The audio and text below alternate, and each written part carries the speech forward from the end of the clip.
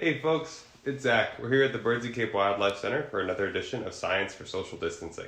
And today we're going to be talking all about owls, specifically about great horned owlets.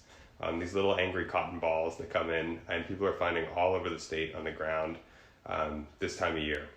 Our team has been through about, I think, 10 renestings at this point, all said and done. And we ended up with this little guy because he's a potential eye injury. So what we're going to do today is we're going to show you Robin, one of our vet techs, feeding this little great horned owl. And you'll notice she has a mask on, as we all do, not only for our social distancing orders, but to also keep these animals from imprinting. And then we're going to talk to Dr. Patel. So you're going to learn a little bit about the stages of owl development. Okay? So with that, I'm going to flip you around and you're going to see a juvenile great horned owlet.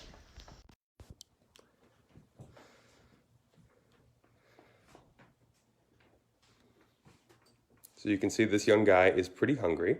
Robin is feeding him a mix of chopped up mice, which is as close to a natural diet as we can get here in our hospital. And you'll notice she is also wearing a mask. We never want to have these owls associate with people as a food source, so that when they return to the wild, they still have their natural instincts. Better yet, if we can get these owls back into a nest where they can be raised with conspecifics and their parents, that is going to be the best outcome for this little guy. You can see he's quite angry and quite hungry.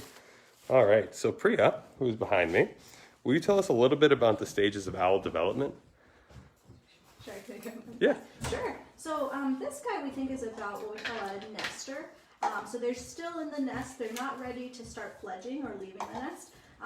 Compared to other birds, owls have a different phase called branching. So they don't just kind of hop out of the nest, although some of them tend to do that. They kind of jump out of the nest, find a branch, and then inch their way along the edge until they get brave enough to take a leap and try to fly.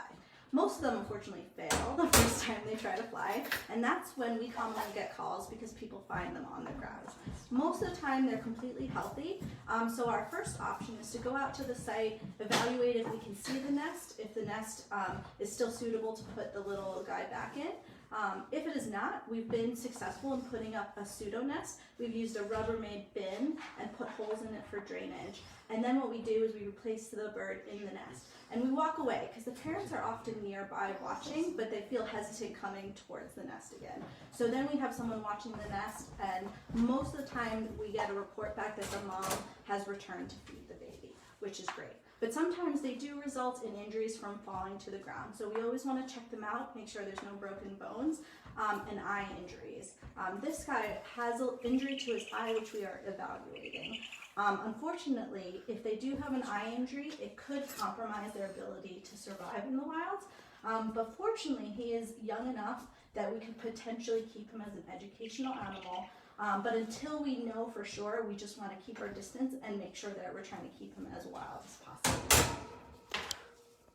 All right, thank you, Dr. Patel. So you heard it here first. If you guys find one of these great horned owl chicks or any owlet on the ground, you have a number of different options. If that animal's healthy, the number one goal is to get them back up into their normal nest, their natural nest, or we build them a pseudo nest at that point. But if you want help, if you want to know how the process works, and if you think that owlet needs to be evaluated, please give us a call, 508-362-0111, and we'll be happy to help you and potentially even come out and respond. So thank you. If you've been enjoying these videos, please support us. Go on to capewildlifecenter.com, make a donation so that we can do it all again tomorrow. Thank you. See you soon. Stay safe.